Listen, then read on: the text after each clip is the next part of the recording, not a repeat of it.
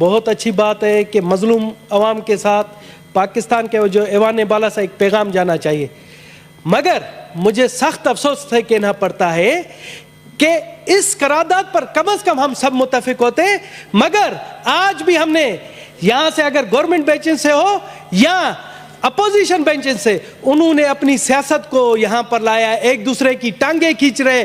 आज ये होना चाहिए था कि तमाम चीज़ें भुलाकर सिर्फ जो फ़लस्तीन के हवाले से बातें करते, मगर अफसोस की बात है, मैं समझता हूँ मेरे मुसलमान भाइयों, पहले आपस में तो मुत्तहद हो जाओ, जाकर फिर फ़लस्तीन की बात करना। आप लोग तो इधर ही एक दूसरे की टांगे खींच रहे हो, एक दूसरे के ऊपर इल्जामात लगा रहे हो, वो उस पर इल्जामात लगा रहे हैं, इन पर इल्जामात लगा रहे हैं। किसी बात पर तो मुत्तफिक हो जाओ। जनाब आला, आज 5वां महीना है, आज 5वां महीना है, इसराइल की बर्बरियत है। वहां 31,000 से जायद फलस्तीनी शहीद हुए हैं, जिनमें मासूम बच्चे भी हैं। वो खुराक के लिए तड़प रहे हैं, वो पानी के लिए तड़प रहे हैं, और हम सिर्फ यहां पर करारदादों पर करारदादे ला रहे हैं, अमली तौर पर कोई काम नहीं कर रहे। जनाब चेयरमैन, आज मुश्ताक साहब, मैं बैठा हुआ था, मैं भी कुरान शरीफ का मुताला करता हूं कभी कभार। आज मुझे एक आयत मेरे सामने आई, अचानक आई। मैं आपकी इजाजत से चाहता हूं कि वो मैं सुना दूं उर्दू तर्जमे। जनाब आला, सूरा नंबर 4 आयत नंबर 75, वहां कहता है, और ए मुसलमानों, तुम्हारे पास क्या जवाज है कि अल्लाह के रास्ते में और इन बेबस मर्दों, औरतों और बच्चों की खातिर ना लड़ो, जो ये दुआ कर रहे हैं कि हमारे परवरदिगार हमें इस बस्ती से निकाल आइए जिसके बाशिंदे जुल्म तोड़ रहे हैं, और हमारे लिए अपनी तरफ से कोई हामी पैदा कर दीजिए, और हमारे लिए अपनी तरफ से कोई मददगार खड़ा कर दीजिए। सर, गैर मुस्लिम होकर मुझे जब यह आयत आती है, मुझे शर्म आ रही है कि हम यहाँ पर सिर्फ करारदादे एयर कंडीशन माहौल में, गर्म माहौल में बैठकर कर रहे हैं, कुछ अमली तौर पर कोई काम नहीं कर रहे।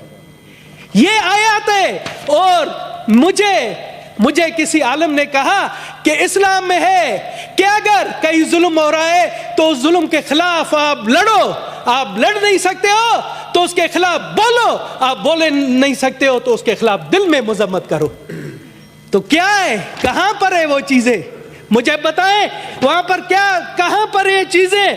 सर, वहां पर मुसलमान नहीं मर रहे हैं, वहां पर मुसलमान शहीद नहीं हो रहा है, ये इंसानियत का कत्ल हो रहा है।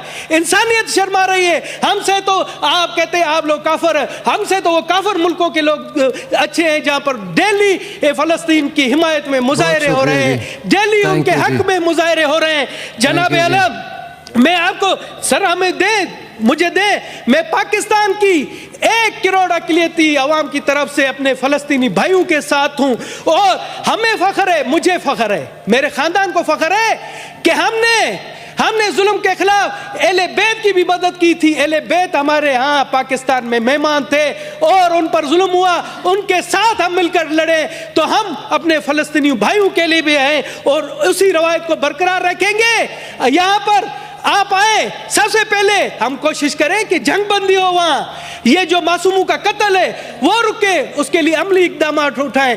आप मुझे कहें, वफ्द बनाएं, हम दुनिया में जाते हैं, दुनिया को कहते हैं कि जी वहां पर सबसे पहला काम कर दीजिए, खुदारा वहां जंग बंदी करा दीजिए। दूसरी तजवीज़ है कि वहां फलस्तीन के अवाम को, पाकिस्तान के वहां से 4 जहाज तो गए, मगर मैं कहता हूं कि इस ऐवान बाला से भी एक इमदादी जहाज जाना चाहिए, चाहे वो 20 करोड़ का हो। सबसे पहले धनेश कुमार ऐलान करता है आप फंड कायम करें, इस ऐवान से 20 करोड़ का सबसे पहले 1 करोड़ रुपए का ऐलान मैं करता हूं, मैं आपके फंड में देता हूं, आप करें, हया शर्म करें, आए और फंड का ऐलान करें। धनेश ने अगर 1 करोड़ नहीं दिया, मुझ पर लानत 1000 बार। आप 20 करोड़ रुपए का करें, आप करें, इधर से हम जाएंगे और इमदाद अपने फलस्तीनी भाइयों को पहुंचाएंगे, अद्वियात पहुंचाएंगे, उनके लिए पानी राशन पहुंचाएंगे। आप करें, ऐलान करें, अगर मैंने नहीं दिया मुझ पर लानत। Thank you ji, thank you ji. Ji senator Syed Waqar Mehdi साहब।